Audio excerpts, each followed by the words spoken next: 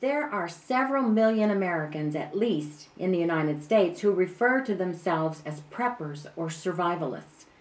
Now, don't confuse us, that is preppers, with those people who are involved in hateful rhetoric and threats to ethnic groups in America. Prepping is a form of planning for the future.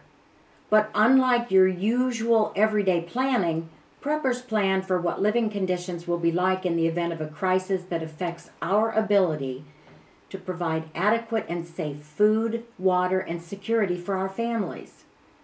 Probably the most dangerous and frightening disaster that may happen in our country is an electromagnetic pulse, or EMP, which would disable our national electric grid for a year or more. I can't yet even imagine our lives without electricity for that period of time. Can you? An EMP would change the lives of Americans for years. I hope you will read the article, Will Your Family Survive America's Armageddon, for more information on this topic. You'll find the link to that article below.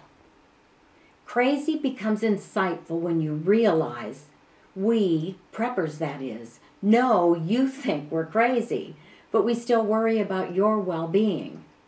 We make sane decisions if you look closely at the very real potential for a world crisis.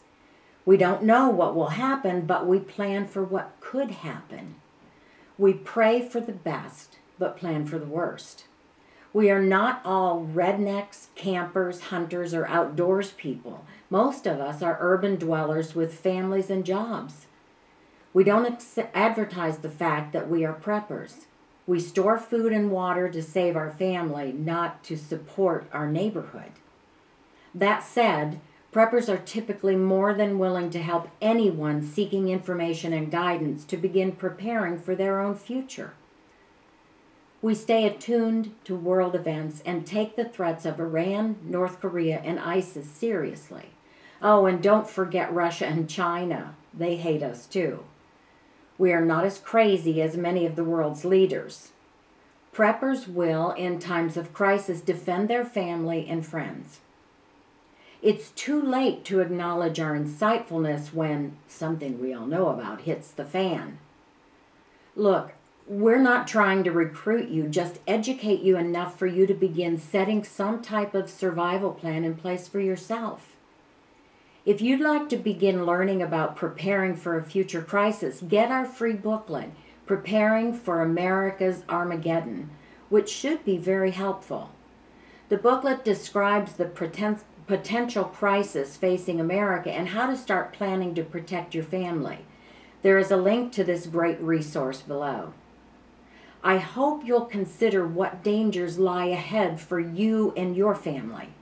If you are not prepared, you could lose everything. If you prepare for a crisis and it does not happen, then the food you stockpiled is going to be safe to eat for many years. So you have nothing to lose and much to gain. So until we meet again, may God bless you and keep you safe.